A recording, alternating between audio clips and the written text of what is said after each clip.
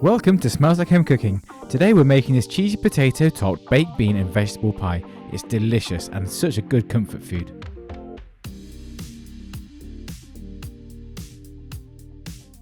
You're going to need 2 garlic cloves, 1 onion, paprika, basil, 2 carrots, a red pepper, a courgette, some baked beans, some passata, some vegetable stock and some potatoes. Grated matured cheddar, some spring onions, some milk, some butter, and finally mozzarella. I'll put the amounts in the description below. Start by peeling and chopping the onion. Now here's a great tip. Put a damp cloth near the onion, the idea being that it attracts the acid from the onion to the cloth instead of your eyes, meaning your eyes don't water so much. So what do you think? Worth a go? Maybe try it out and let me know in the comments if it's worked. Another option I've heard of is to use swimming goggles or skiing goggles. I suppose that would work, but you do have to then cook in goggles. Anyway, back to the onion. You're aiming for an even dice, which doesn't need to be too small. After the onion, peel your carrot, and then dice it up. With all these vegetables, we're trying to get them into a fairly even sized dice, so that they cook evenly and the resulting pie is nice to eat.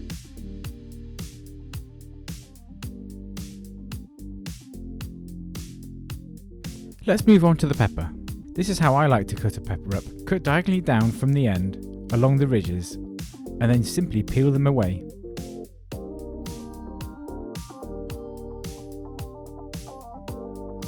And then you can just pull out the seeds and discard. There's some left in the pepper, so just pull them out with your fingers.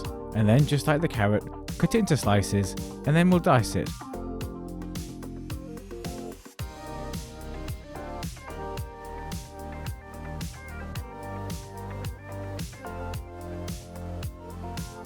Add a tablespoon of olive oil to a hot pan and fry off the onion,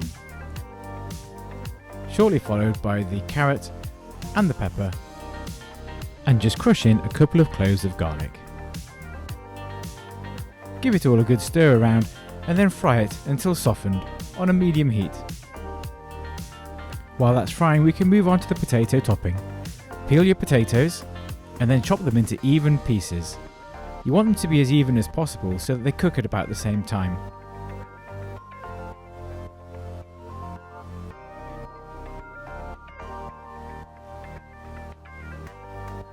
Okay, so without making quite as much mess as I've done, I hope your jug is better at pouring than mine, add the vegetable stock to the potatoes and then simmer until tender. Once the potatoes are on, chop up your courgette.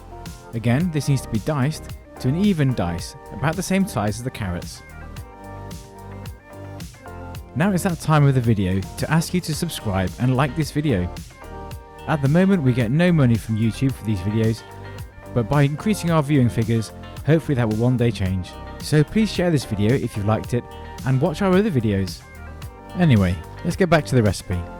Once the vegetables are softened, we need to add the other ingredients for the sauce. So that's the tomato passata, the baked beans, the dried basil, a couple of teaspoons of paprika, and then the courgette. 120 ml of vegetable stock, and then give it a stir and let it simmer for about 15 minutes until everything's nice and tender. Once the potatoes are fully cooked, it's time to drain them and then mash them. So just return them to the pan, add some butter, and then give them a good mash. Once they've been broken down, add the milk. I've added 120 ml of milk for 1.2 kilograms of potatoes.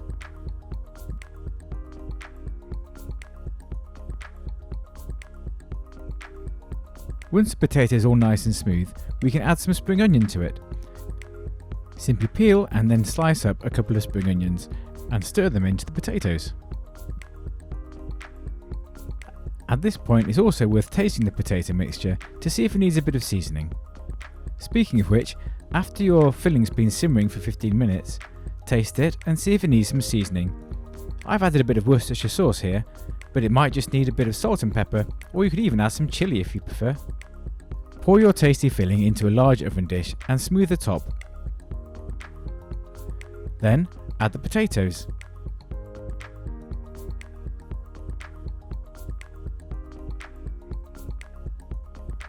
Take a fork and even out the potato. Try not to push down too hard or it'll go through the filling. Using a fork to do this helps to create a bit of texture. Then we need to add the cheese, so simply chop up some mozzarella. I like to do it into cubes, but you can grate it if you prefer, or even use pre-grated. Add this to the potatoes, and finally add the grated mature cheddar. This can now get cooked in the oven. It'll need about 30 minutes in an oven that's been preheated to 200 degrees C, which is about 180 fan. After 30 minutes, it's all done. This is a lovely cheesy potato topped vegetable pie. It's a bit like a shepherd's pie, but with vegetables. I guess you could call it a gardener's pie. Anyway, I hope you enjoyed it, and we look forward to seeing you again soon on Smells Like Home Cooking.